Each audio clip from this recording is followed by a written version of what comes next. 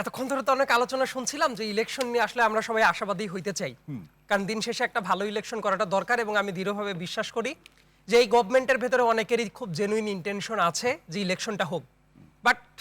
But আলোচনাটা যদি ওই পর্যন্তই থাকে যে জেনুইন ইন্টেনশন যাদের আছে এটাকেই আমরা গ্লোরিফাই করব, বাট আড়ালে আবডালে যারা অকম্মনের মতো বসে আছে তাদের নিয়ে আমরা কোনো কথা বলবো না, তাইলে আসলে ফুল পিকচারটা পাওয়া যাবে না। জি, পাওয়া যাবে না। এইখানে বলছি আমাদের কথা ছিল যে স্মরণকালের সবচেয়ে ভালো ইলেকশন হইতে হবে। এইটা করতে গিয়ে এখন যখন দেখা যাচ্ছে যে এই টাইমে মিস ইনফরমেশন ডিসইনফরমেশন যে অনলাইনে ভয়ঙ্করভাবে ছড়িয়ে দেওয়া হবে, এই ব্যাপারটা খুবই অবভিয়াস ছিল, কিন্তু সেটা ট্যাকেল করার জন্য যে ধরনের মেকানিজম গ্রহণ করার কথা ছিল আমার মনে হয় না যে তার কোনো কিছুই করা হয়েছে। এটা আশা করি যে প্রত্যেকেই স্বীকার করবেন যে এইবার যে ডিজিটালি অনেক ধরনের ক্রাইসিস আসতে পারে। যেমন গতকালই দেখা গেল যে একজন ওই যে বিকাশ নাম্বার নিচ্ছে এই ধরনের একটা রসিদ বানিয়ে দিয়ে দেওয়া হলো, আজকে দেখা গেল যে এটা ফেক, কিন্তু যতক্ষণে এটা করা হইলো তার আগে যা ক্ষতি হওয়ার হয়ে গেছে। সো এই যে এই টাইপ ঘটনাগুলো যখন ঘটতে থাকবে বা এআই দিয়ে অনেকের মুখে এমন কিছু বানিয়ে লাগিয়ে দেওয়া যায়, ইনফ্যাক্ট এমনও হয় আপনার টকশোতে এসে বসে থেকে কোনো কথা বলে যাওয়া হইলো, কাট পিস আগের থেকে একটা অংশ বাদ দিয়ে পরের অংশ বাদ দিয়ে বিভিন্ন গ্রুপে যেভাবে ছড়িয়ে দেওয়ার চেষ্টা করা হয়, এতে করে যে ভোটের মাঠে অনেক ঝামেলা হইতে পারে। একেবারে ছড়াছড়ি। তো এই জাতীয় জিনিসের কিন্তু কোনো পদক্ষেপ নেওয়া হয় নাই। যদি এটা না নেওয়া থাকে তখন দেখা যাবে ঝামেলা হয়। আবার ল অ্যান্ড অর্ডারের কথা বলছেন, তো যাদের এইটা বা যে ব্যক্তির সবচেয়ে বেশি সিনসিয়ারলি এটা দেখাটা জরুরি, উনি নিজে গ্যারান্টি দিয়ে বলে দিচ্ছেন যে ঠিক আছে, লুট হওয়া যে অস্ত্র আছে সেটা ইলেকশনে ব্যবহৃত হবে না। স্বরাষ্ট্রমন্ত্রীর উপদেষ্টার কথা বলছে, তার মানে ওনাকে বোধহয় যারা লুট করেছে কানে কানে এসে বলে গেছে যে ঠিক আছে ভাই, ইলেকশনে এটা ব্যবহার করবো না, আপনি আশ্বস্ত থাকেন।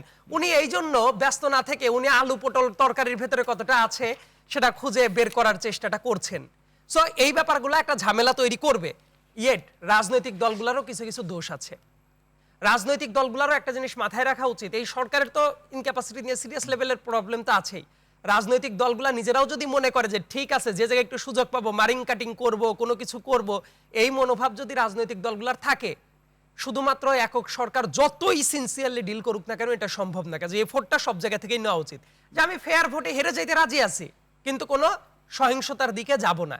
এই সামগ্রিক পরিবেশটা খুব বেশি মাত্রায় জরুরি, কারণ দেশে যেহেতু ইলেকশনই ছিল না, ইলেকশনের যে ট্রেনটা উঠবে, মানে লাইনচ্যুত ট্রেন যে লাইনে ব্যাক করবে, এটাই একটা বড় ক্রেডিট।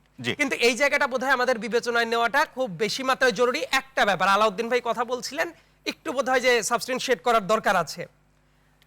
ওই যে বলছিলেন না যে আঠের চক্ষু চর্মচক্ষু অমুক তমক, তারপর বের হয়ে যাওয়ার পরে হাততালি দিচ্ছে, আমার মনে হয় যে ওই টাইমে জবাবটা বোধহয় অন্য কেউ দিলে ভালো লাগতো। দেখেন এই ব্যাপারটা কি এমন যে এনসিপির বাইরে যারা আছে শুধু তারাই হাততালি দিচ্ছে, বা আপনারা যারা বসেছিলেন এনসিপির লোকজনও মন খারাপ করে নাই, এমন কি ঘটনা ঘটেছে? নাকি তার নিজেদের ভেতরেও এই যে কার সাথে অ্যালায়েন্সমেন্ট যাবে, অ্যালায়েন্স হওয়ার পরে যে অনেক মানুষের অনেক কথা ছিল, সেই ব্যাপারগুলো কিন্তু সত্য, শুধু বাইরের মানুষজন হাততালি দিচ্ছে, এবং এইটাই যদি নেগেটিভ হয় তাহলে তো আরেকটা ব্যাপার হয় ভাবা উচিত।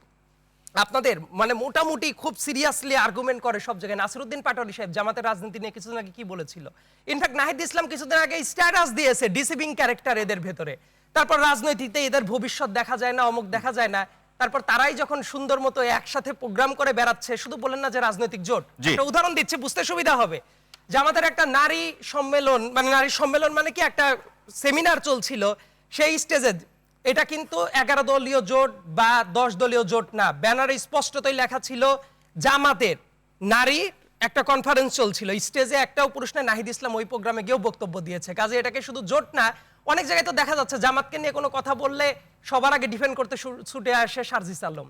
সো এই যে কাজগুলো চলছে, দেখেন তাদেরকে এইভাবে ক্রিটিসাইজ করার পরে রাজনৈতিক ভবিষ্যৎ নাই, অমুক নাই তমুক নাই, তারাই যখন গিয়ে যাচ্ছে, এই জন্য আপনারা যখন আঙ্গুল তুলছেন ও নারীরা কয়েকজন বের হয়ে গেছে হাততালি দিচ্ছে অন্যরা, আমার মনে হয় যে কিছু আঙ্গুল আপনাদের দিকেও কিন্তু চলে যায়।